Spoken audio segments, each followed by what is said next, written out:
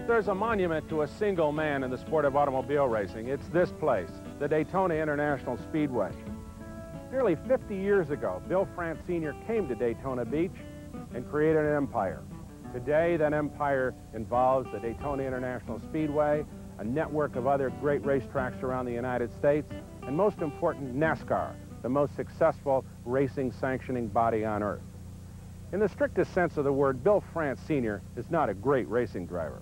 He was a good racing driver in his early days, but he soon discovered that sanctioning and organizing were his strengths, and out of that strength came NASCAR and later this great speedway. Today we're going to talk with him about those early days. We're going back to his origins, as it were, down to the beach at Daytona, where the cars used to race on the sand.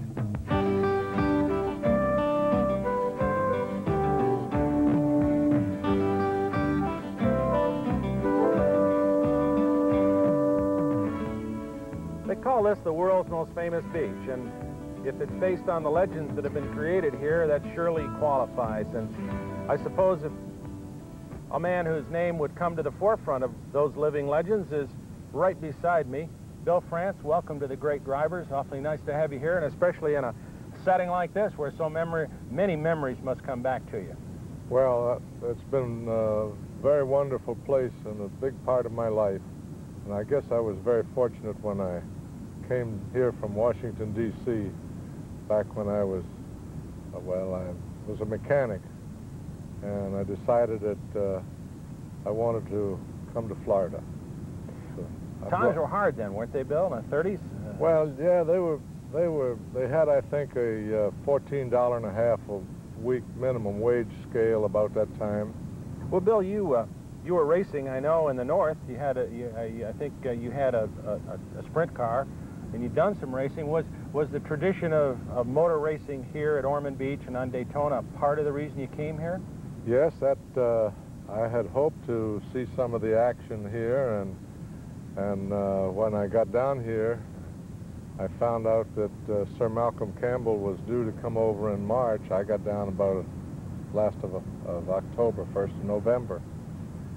And so I thought, well, I'll get a job here. I was fortunate. I got a job with a fellow named J. Saxon Lloyd, who is still here. He's the Pontiac Buick Cadillac dealer, and I made a living with him. And then Campbell came over from England he was going to try to do 300. So at that stage of the game, when they would get ready to run down the beach for a record attempt, the city would blow the fire sirens, and all of the people that had employees would let their employees off to come over to the beach along with the tourists, and so that everybody could see it. And I saw Sir Malcolm Campbell make his average 276 miles an hour here in 1935, in the spring of 1935. The city felt that, city fathers at that time, that they did want to retain motorsports here in this area. So there was a number of the city fathers. Sig Hugdahl was one of them. He was an old racer from the Midwest, but he had moved down here, same as I did. And they put on the first beach road race, which was scheduled to be a 250-mile race. Now explain to me, they went down on the beach, and then they used a public road on the backside, just on the backside of the beach, sort of a parallel road. Yes, is that right? there was a two-lane road that paralleled the beach that you could drive on if you were going down to the inlet, which is down at the south end of the peninsula here. And that two-lane road wasn't the best road in the world either, but it was capable of two cars running side by side down it. You couldn't afford to get off because there was no shoulders except soft sand, so anybody that didn't stay on the road was in trouble. But that's where the first beach road stock car race was run. And you ran in that race? Yes, I not only ran in it, I did all the mechanical work on the guy's car that won it. But nevertheless, I was happy to finish where I finished. Which was where? I finished 5th. Then they raced again in 37, didn't they? Well, in 37 they raced again, and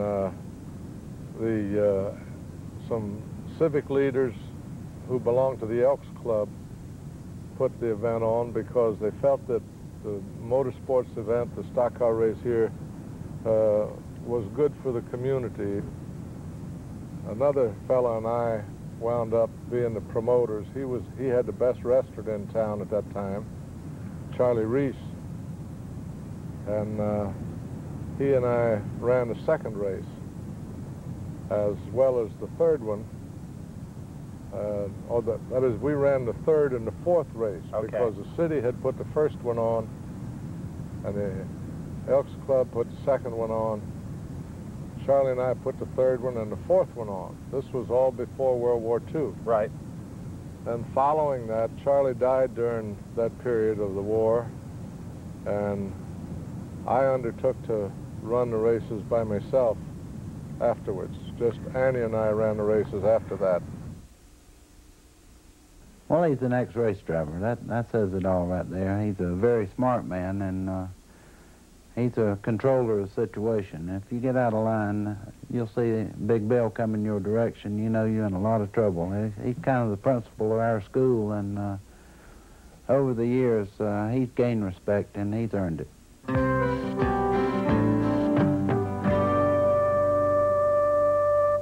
You've got to admire somebody that can foresee something like that. In France, he has always been able to foresee stuff that the other promoters, track owners and stuff like that has not been able to see. Bill, you'd come out of the war. As I recall, you were still running a gas station here and kind of promoting races on a part-time basis. Is that right? Yes, I ran, we kept the gas station for 3 or 4 years after the war, and I put races on up in North Carolina, Greensboro.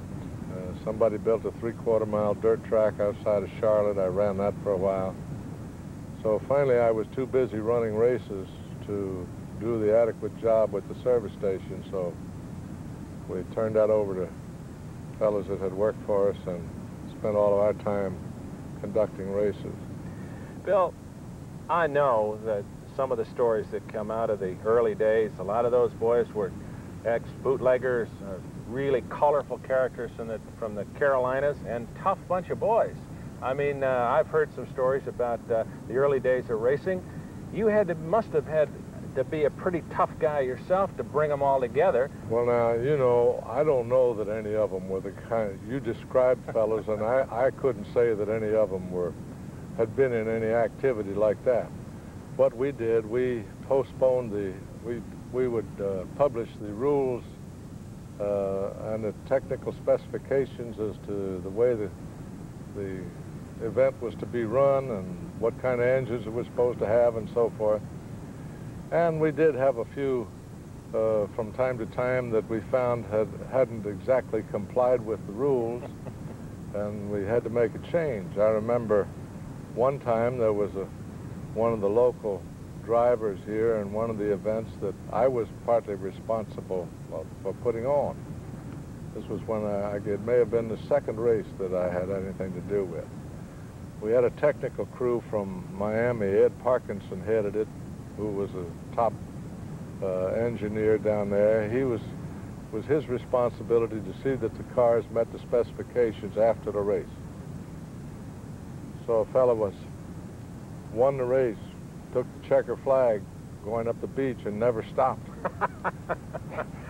So they finally found him in a garage up in town taking the high compression heads off that he wasn't supposed to use. So I finished second, and so I couldn't have him going around saying, well, they disqualified me because France wanted to win the race. So I dropped out of second place, and Lloyd Moody, who finished third, won the race. So you discovered that it was difficult to promote your own races and try to win them at the same time. That's right. Well, yeah. So When NASCAR was created, Bill, did you really think that you could turn it into something as big as it ever got, as it is now? Well, I always felt that if the fellows that were fixing cars had something that they could fix that they could afford, and the secret of NASCAR is that the basic equipment that we have running around the country is something that has been prepared now according to specifications, which puts roll bars inside of standard body equipment, and I felt that it would bring motorsports into a price range that a lot more people could participate in, and I feel that I was right in that judgment. We came up with some specifications and technical regulations that would permit different classes of fellows to race. We figured out a class for the different type event and for the pocketbook that the guy had. I see. Then I felt that what we needed now was some major facilities to run the events on. I think, especially during the era that he did the building, it had to be a benevolent dictatorship, and he had to call the shots, and he had to insist on taking one direction, and everybody go the same route, and everybody follow his lead.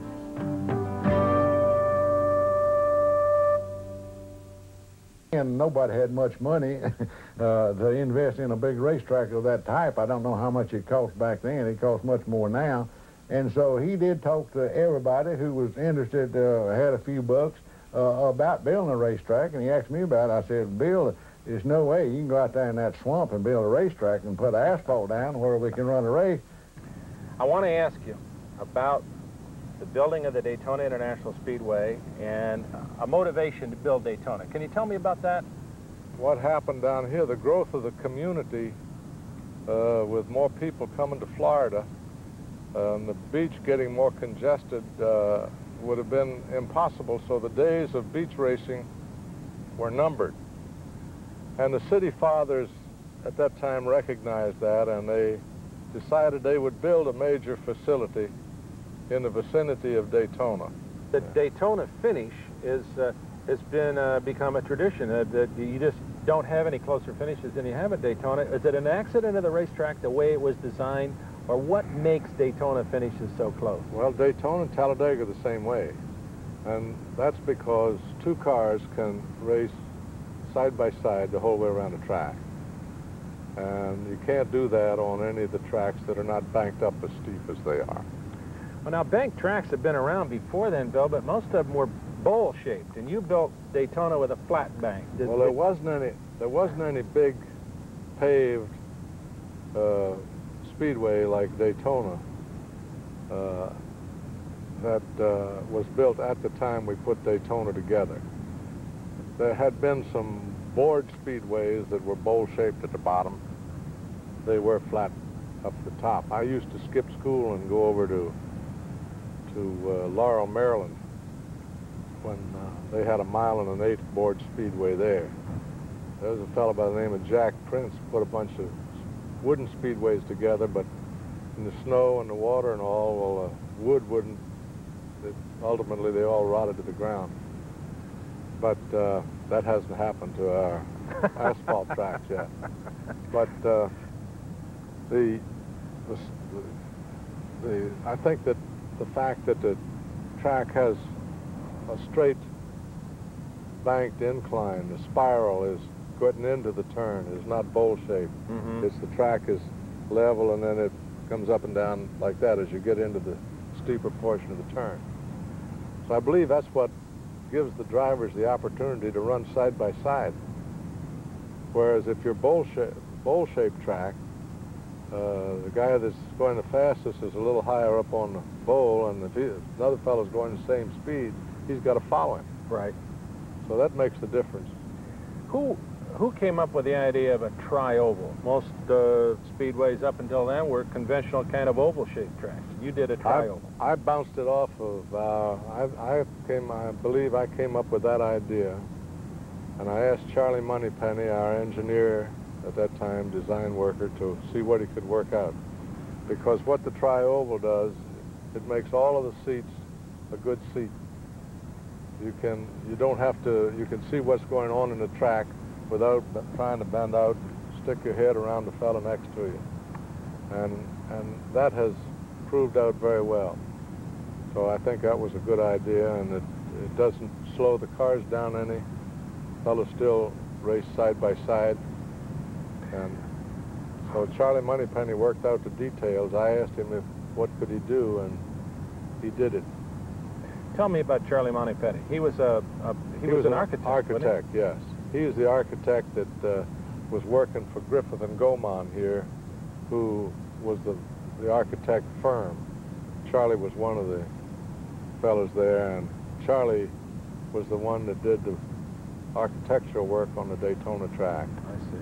He did Talladega for you too, didn't he? Yes, he worked on that also. Talladega is a little bit bigger than Daytona. We made Talladega a little bit longer, and if we build another one, it'd probably be just a little bit longer than Talladega.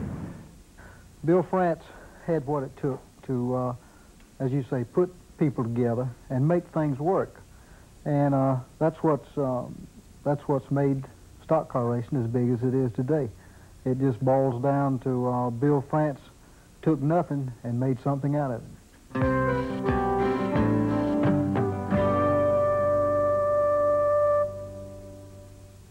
He came along at the right time. He was the right person for the right situation, and he did it. Bill, when was the last time you raced competitively, seriously? I know you've been in a few race cars and exhibition runs and one thing and another, but when was the last race that you ran seriously as a race driver, professionally? It was probably in the early 50s. I drove in that Mexican road race, and I don't remember driving too much after that. But there was never a time when you climbed out of the car and said, "That's it, I'll never race again"? I don't remember that, no. So theoretically, you're not retired. Not if it becomes necessary. I think you once said that if you had to, you could always go back and run a gas station, didn't you? Well, I could do that too. So you got a couple of trades that are in the background, huh? Yeah. I could still wield wrenches. The only thing I don't know anything about now as far as the new automobiles are concerned are the computers. I don't think I could learn that. If you could specialize in flathead Fords and old inline sixes and stuff, you'd be all right. But well, I can handle overhead valves. Overhead valves, okay. I had a lot of overhead valve experience. What was the one, in those early days, Bill, what was the one single thing that you contributed? I know you said that other guys like Ed Otto and Bill Tuthill and others were involved in that thing, but what did you bring to the game that the other guys didn't? We brought a point system, and they helped. Otto and we all worked together on it. I can't take all the credit for it. We brought a point system together and a guaranteed purse. That, specific rules to go by, and as far as I know, when a NASCAR race is over with, I know that there was times in the olden days when a race organizer, you went looking for him after the race, you couldn't find him. The drivers knew they were going to get paid? They didn't know at that time, but they do now. I mean, with NASCAR. They knew that when the race was over, the purse that had been posted was going to get paid, and they were going to get their points, and the rules were going to be enforced. But that was, up until then, it wasn't that case. Well, there was, some of it was that way, but there was a lot of individual race promoters around that didn't recognize the necessity for an overall point system and some uniform rules at the different places. And where we got that going was right here in Daytona. Just one quick question. If you had any one thing to do over again, would you have changed anything? I don't really, I can't think of anything really in looking back. I've got two boys, Jim and Bill, and they're both involved in it. Jim is involved primarily with NASCAR. Bill's the now president of the overall corporation. Maybe what I should have done was to have worked harder and raised a couple of more boys. Then you wouldn't have to even worry about getting back to the office. That's right. Just sit here on the beach. Well, if they would turn out, if it turned out like Bill and Jim, well, I'd be happy to. It's incredible that the France family, your wife Annie and your 2 sons, and everybody has been able to participate as strongly and be as much support to you as they have been. Yes, it hasn't been any one-man show. I've had a lot of help. I don't have time enough to mention all of the wonderful folks that have helped us over the years in making this thing work.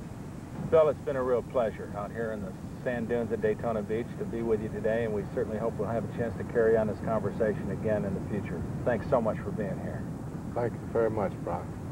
And I'm Brock Yates. Thanks for joining us on another edition of The Great Drivers.